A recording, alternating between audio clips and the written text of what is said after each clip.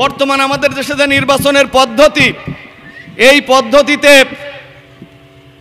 আমরা যতটুকু জানি আপনারাও জানেন। ধরেন এই যে একটা আসন, কুষ্টিয়া সদর আসন, এই আসনে যিনি এমপি হবেন, ধরেন তিনি ভোট পেলেন 2,51,000, আর যিনি তার প্রতিদ্বন্দ্বী তিনি পেলেন 2,50,990 ভোট। তাহলে কত ভোট কম পাইলেন? 10 ভোট। কয় ভোট? 10 ভোট কম পাওয়ার কারণে একজন এমপি হলেন, আর আরেকজনের বাকি ভোট সবই নষ্ট। না কি বলেন? ঠিক না বেঠিক? আমরা বলি না ভোটটাই নষ্ট হয়ে গেল গো? বলি না আমার ভোটটাই নষ্ট হলো।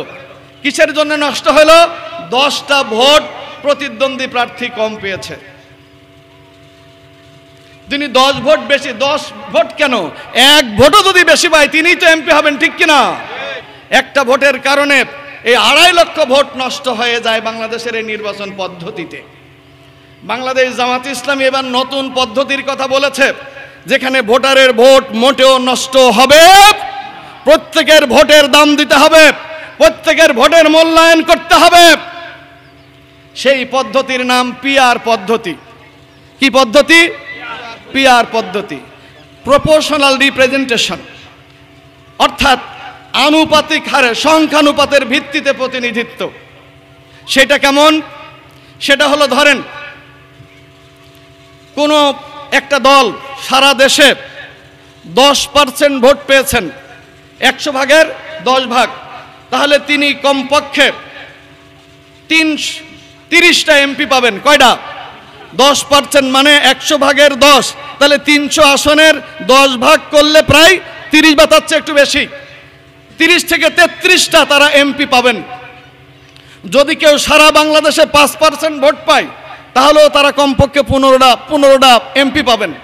যদি কেউ 1% ভোট পায় সারা বাংলাদেশে, তারাও কমপক্ষে 1-2টা এমপি সংসদে পাবেন। তার মানে ওই প্রতীকে, ওই দলকে যারাই ভোট দেবে তাদের সকলের ভোট এক জায়গায় করে, সারা বাংলাদেশের ভোট এক জায়গায় করে তারা যত পার্সেন্ট ভোট পাবেন সেই পার্সেন্টেজ, সেই অনুপাতের হারে সংসদে তারা প্রতিনিধিত্ব করবেন বা এমপি হবেন। তার মানে একটা ছোট্ট দলেরও সংসদে একজন এমপি থাকা সম্ভব, আবার একটা বড় দলের সব পেয়ে 200-এর উপরে এমপি পেয়ে ফ্যাসিস্ট হওয়ার সুযোগও বন্ধ হয়ে যাবে, ঠিক না বেঠিক? এই পদ্ধতি জামাত ইসলামীর আবিষ্কার। সারা পৃথিবীতে অন্তত 70 থেকে 80টি দেশে এই পদ্ধতিতে নির্বাচন হয়। বাংলাদেশেও আগামী দিনে এই পদ্ধতিতে নির্বাচন হওয়া লাগবে। এটি জামাত ইসলামীর দাবি, এদেশের জনগণের দাবি, ঠিক না বেঠিক? আলহামদুলিল্লাহ, এই পদ্ধতির সাথে প্রায় বাংলাদেশের সকল রাজনৈতিক দল, একটা দলের এক জায়গায় একটু দ্বিমত থাকলেও সকল দল এ ব্যাপারে আজকে একমত হয়েছে, বাংলাদেশের ভোটারদের ভোট আর নষ্ট হতে দেওয়া।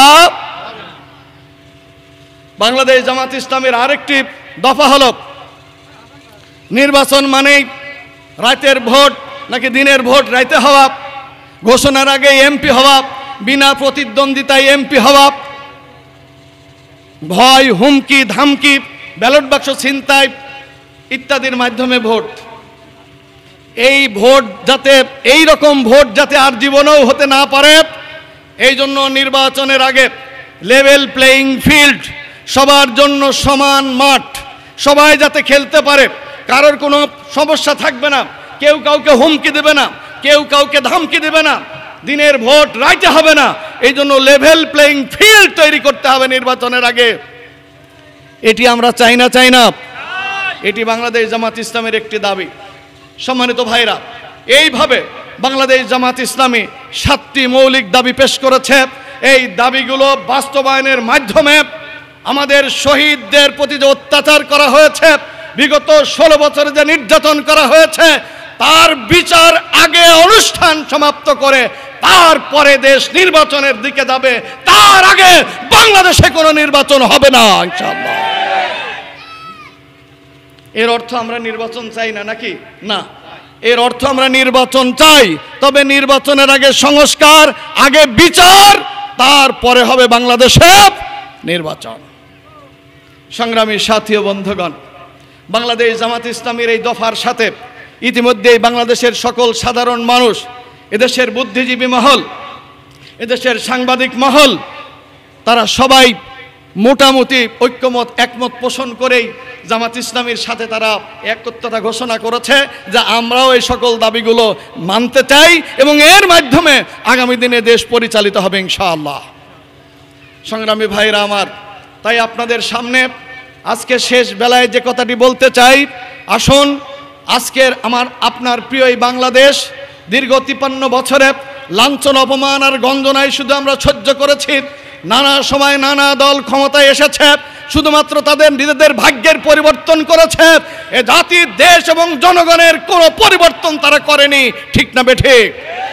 জাতির ভাগ্যের পরিবর্তনের জন্য, দেশের উন্নয়নের জন্য, মানবতার কল্যাণের জন্য, সর্বত্র ইনসাফ প্রতিষ্ঠার জন্য বাংলাদেশের ইনসাফ প্রতিষ্ঠাকারী একমাত্র দল বাংলাদেশ জামাত ইসলামীকেই আগামী দিনে দেশের মানুষ ক্ষমতায় দেখতে চায়, ক্ষমতায় শেয়ার হিসেবে দেখতে চায়, ঠিক না বেঠিক? তাই আসুন, জামাত ইসলামীকে যদি আমরা বাংলাদেশের নেতৃত্বে দেখতে চাই, শুধু এটি মনের মধ্যে একটি চাওয়া হলেই হবে না। এই চাওয়াকে বাস্তবে রূপদান করতে হলে আপনাকে, আমাকে সহ এদেশের সকল দেশপ্রেমিক মানুষ, দেশপ্রেমিক জনতাকে, যারা ইনসাফ চাই, কল্যাণ চাই, ন্যায় বিচার চাই, অন্যায়ের বিরোধী যারা, বিশেষ করে ভারতের আধিপত্যবাদের বিরুদ্ধে যারা, তাদেরকে আজকে জামাত ইসলামীতে শামিল হয়ে সকল অন্যায়ের বিরুদ্ধে প্রতিবাদ করতে হবে। জামাত ইসলামীকেই এবং এদেশের ইসলামী সমমনা দলগুলোকেই আগামী দিনে বাংলাদেশের রাজনীতি, বাংলাদেশের ক্ষমতায় পাঠাতে হবে ইনশাআল্লাহ। আপনারা রাজি আছেন তো? প্রিয় ভাইরা আমার, আপনারা যারা সামনে আছেন, আমার ডান পাশে আমাদের সম্মানিত বোনেরা আছেন, আমরা আপনাদের সামনে আজকে আমাদের গৌরব, সারা বাংলাদেশের গৌরব, সারা বাংলাদেশের বললে ভুল হবে, পৃথিবীর বিভিন্ন দেশেই ইতিমধ্যে যিনি মেহমান হিসেবে যাচ্ছেন, অর্থাৎ আন্তর্জাতিকভাবে পরিচিত আমাদের সম্মানিত ভাই মুফতি আমির হামজা, এই সদর আসনের এমপি প্রার্থী। আপনারা এতে খুশি না বেজার? আপনারা খুশি কারা কারা একটু হাত তোলেন দেখি। আলহামদুলিল্লাহ। প্রিয় ভাইরা আমার, সম্মানিত ভাইরা আমার, আমাদের এই তরুণ আলেমে দ্বীন, উদীয়মান একজন যুবক রাজনৈতিক নেতা হিসাবে আপনাদের সামনে আজকে এমপি প্রার্থী হয়ে এসেছে। তিনি নিজে এটি প্রত্যাশা করেননি, বাংলাদেশ জামাত ইসলামী তাকে এই গুরু দায়িত্ব তার উপর অর্পণ করেছে। তিনি যদি নির্বাচিত হন, আমাদের সম্মানিত আমিরে জামাত বলেছেন, পরিষ্কার বক্তব্য, অসুস্থ হওয়ার পরও মাইক ছেড়ে দেননি। দুইবার পড়ে যাওয়ার পল্ল জাতির জন্য প্রয়োজন, যে কথাটুকু তিনি বলেই সেদিন তার বক্তৃতা শেষ করেছেন। তিনি বলেছেন, এদেশের মানুষ যদি ভালোবেসে দয়া করে দেশের ক্ষমতা আমাদের হাতে দেয়, তাহলে আমরা কেউ সরকারি ওই ট্যাক্সের গাড়ি, ফ্রি ট্যাক্সের গাড়ি আমরা কেউ নেব না, আমরা কেউ সরকারি প্লট নেব না, আমরা কেউ সরকারি সুযোগ সুবিধা ভোগ করব না। আমরা প্রতি বছর আমাদের পয়সা কড়ির অর্থের হিসাব দেব, কাজ করতে যে যদি 2 টাকা বেঁচে যায় তা ফেরত দিতে হবে। এই ঘোষণাগুলো আমাদের সম্মানিত আমিরে জামাত দিয়েছেন। বাংলাদেশের মানুষ এবং দেশের বাইরের মানুষ যারা বিবেকমান, তারা এই কথা আজকে বলতে বাধ্য হচ্ছে।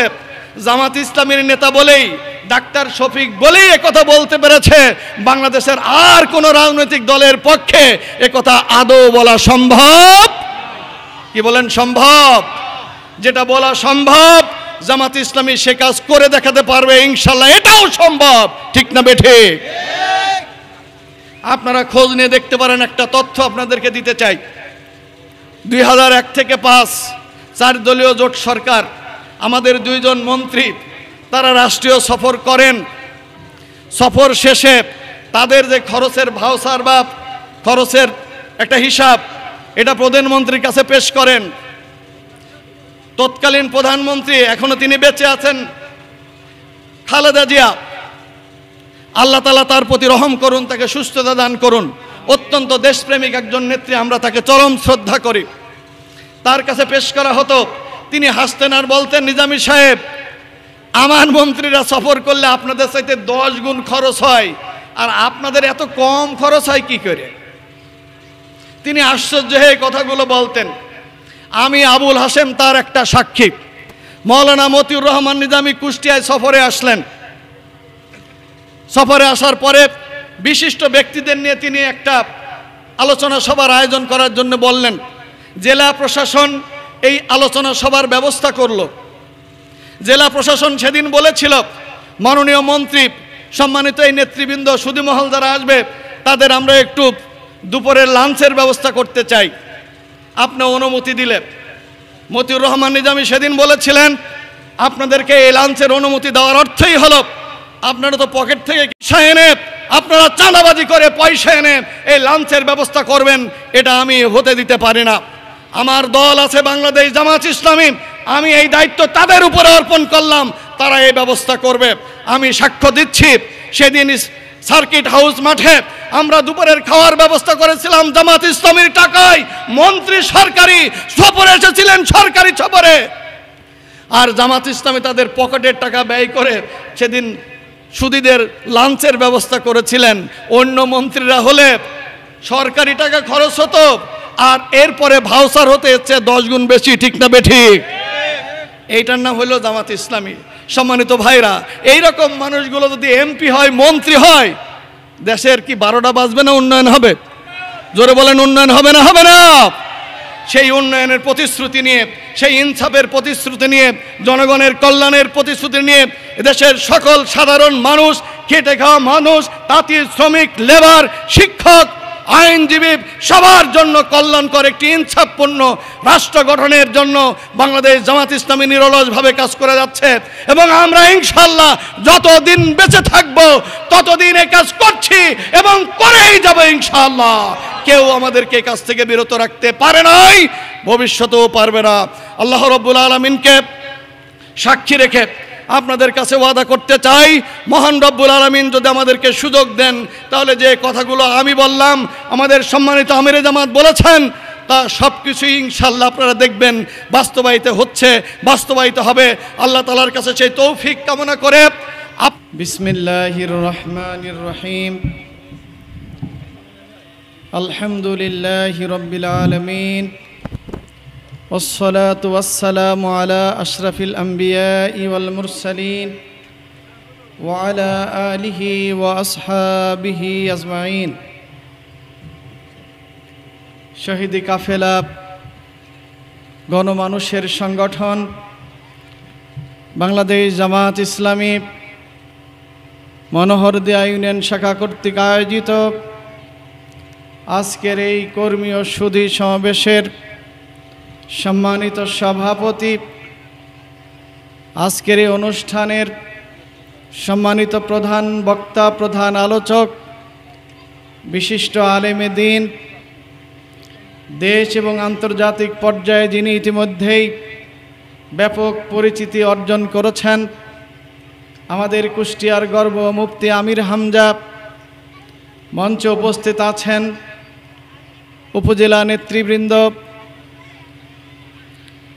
এবং আশেপাশের বিভিন্ন জায়গা থেকে আগত সম্মানিত জামাত নেতৃবৃন্দ, সামনে বসা ইসলামী আন্দোলনের প্রাণপ্রিয় সাথী ভাইয়েরা, পর্দার ওপাশে বসা আছেন আমার অত্যন্ত শ্রদ্ধেয় সম্মানীয় ইসলামী আন্দোলনের বোনেরা,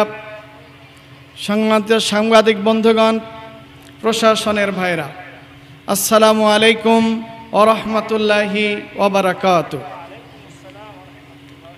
মহান আল্লাহর দরবারে শুকরিয়া আদায় করছি, যার একান্ত অনুগ্রহে মেঘমুক্ত সুন্দর আকাশের নিচে আল্লাহর এই জমিনের উপরে আজকের আয়োজনের সুযোগ আমরা পেয়েছি।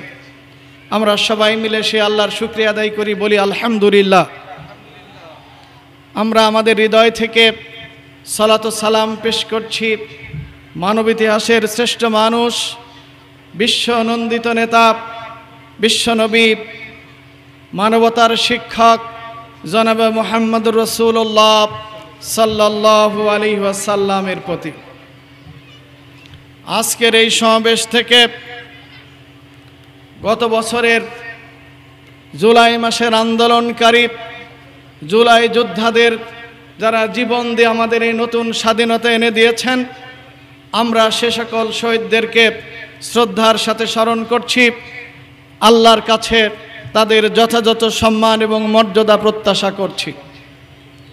গত বছরের আন্দোলনে যারা আহত হয়েছিলেন, এখনও চিকিৎসারত আছেন, এমন সকল আহত যোদ্ধাদের প্রতি গভীর সমবেদনা জ্ঞাপন করছি, দ্রুত তাদের সুস্থতা কামনা করছি। সম্মানিত বন্ধুগণ, কথা বলতে দেই যে কথাটি না বললেই নয়। সারা বাংলাদেশ গত পরশু দিনের মাইলস্টোন কলেজে যে বিমান দুর্ঘটনা, সারা বাংলাদেশের মানুষ আমরা স্তব্ধ হয়ে গিয়েছিলাম। আমাদের কলিজার টুকরা সন্তানেরা জীবন দিল একটি দুর্ঘটনা। দুর্ঘটনাই, তবে দুর্ঘটনার কারণ কি, সেই কারণের দিকে যদি আমরা লক্ষ্য করি, তার অন্যতম একটি ছিল অনেক পুরাতন একটি বিমান দিয়ে বৈমানিকদের প্রশিক্ষণের কাজ। অনেক পুরাতন একটি বিমান যে কোনো সময় বিকল হতে পারে, এটি স্বাভাবিক। ঘটনাটি অনেকগুলো কারণের মধ্যে এটি একটি। আর এই কারণে যদি বিমানের দুর্ঘটনা ঘটে, তাহলে অবশ্যই এটি অনেক কষ্টের, দুঃখের। গোটা জাতি আজকে আমরা স্তব্ধ। আমাদের কলিজার টুকরা যে সন্তানেরা, কয়েকজন অভিভাবক, ওই প্রতিষ্ঠানের শিক্ষক, এমনকি কিছু কর্মচারীও এই দুর্ঘটনায় জীবন গেছে। আল্লাহর কাছে ফরিয়াদ করছি রব্বুল আলামিন যেন তাদেরকে শহীদ হিসাবে কবুল করেন। গতকাল দৌলতপুর, আমাদের কুষ্টিয়া জেলার উপজেলা, একই পরিবারের 5 জন সহ মোট 7 জন একটি মাইক্রোবাস অ্যাক্সিডেন্টে তারা মারা গেছেন। আমরা সেখানে ছুটে গিয়েছিলাম তাদের খোঁজ খবর নিতে। হৃদয় বিদারক দৃশ্য, একটি পরিবারের 5 জন মানুষ, 5 জনই চলে গেলেন। আল্লাহ রব্বুল আলামিন তাদেরকেও ক্ষমা করে জান্নাতবাসী করুন এবং শাহাদাতের মর্যাদা দান করুন। সম্মানিত ভাইরা, অনেক কথা হয়েছে এ মঞ্চে। বিকেল 3টা থেকে শুরু হয়েছে সভা। সব কিছুর পরে কি বা বলার আছে, তারপরও 2-1টি কথা আপনাদের সামনে বলতে চাই, যদি আল্লাহ তাআলা তৌফিক দান করেন। প্রথম কথা, বাংলাদেশ জামাত ইসলামী বর্তমান সময়ে বাংলাদেশের মানুষের প্রিয় সংগঠন, আস্থার সংগঠন, ঠিক না বেঠিক? গত 19 তারিখের জাতীয় সমাবেশ এটি প্রমাণ করেছে বাংলাদেশের মানুষ বাংলাদেশ জামাত ইসলামী মন এবং প্রাণ দিয়ে ভালোবাসে, ঠিক কিনা বলুন?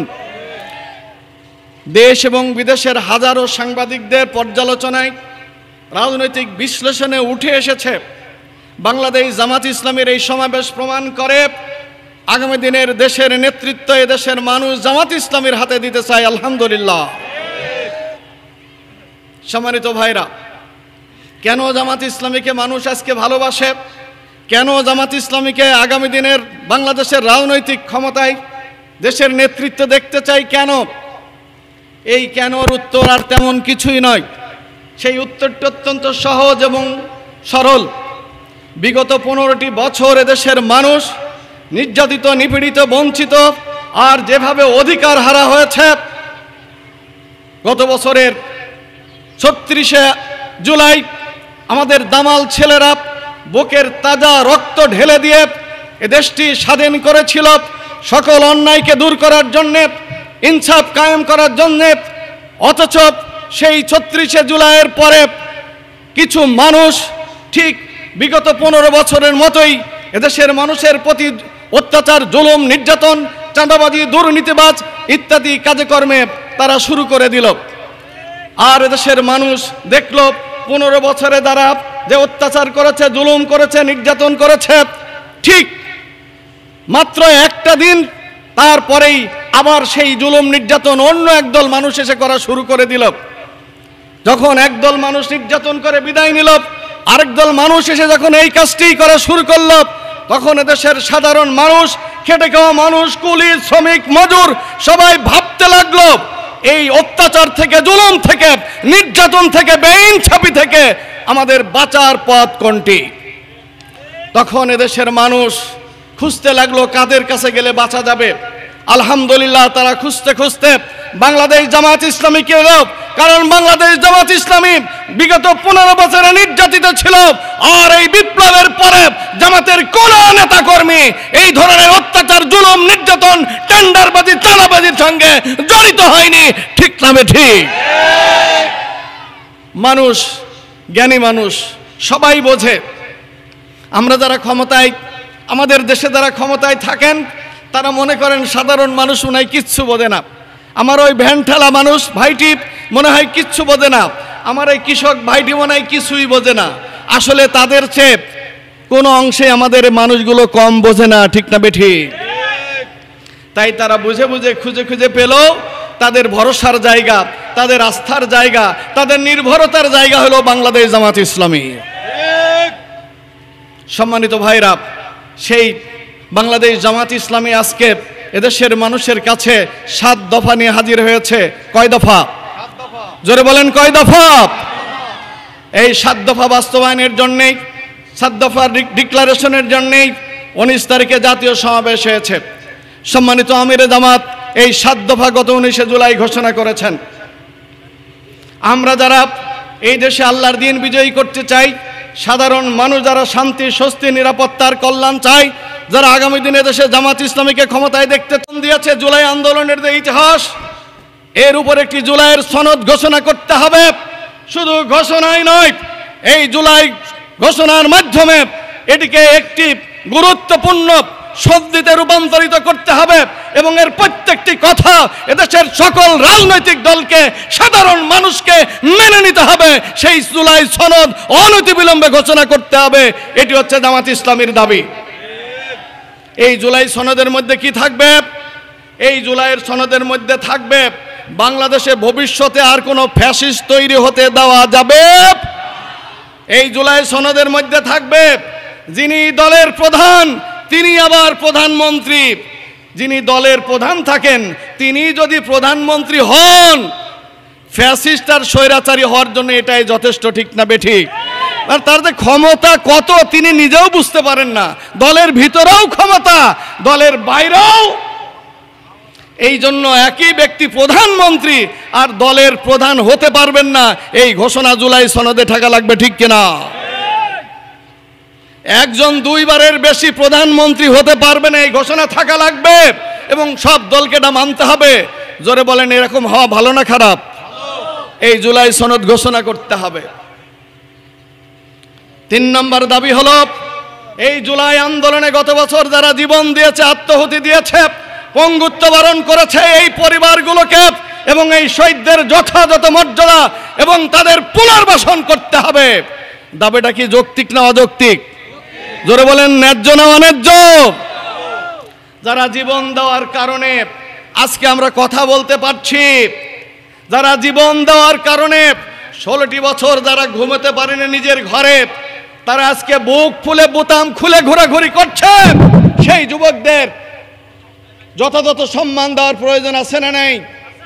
সম্মানিত ভাইরা, জামাত ইসলামীর এটি একটি দফা, তাদের যথাযথ মর্যাদা এবং পুনর্বাসন করতে হবে। সংগ্রামী সাথী ও বন্ধুগণ, জামাত ইসলামের আরেকটি দফা,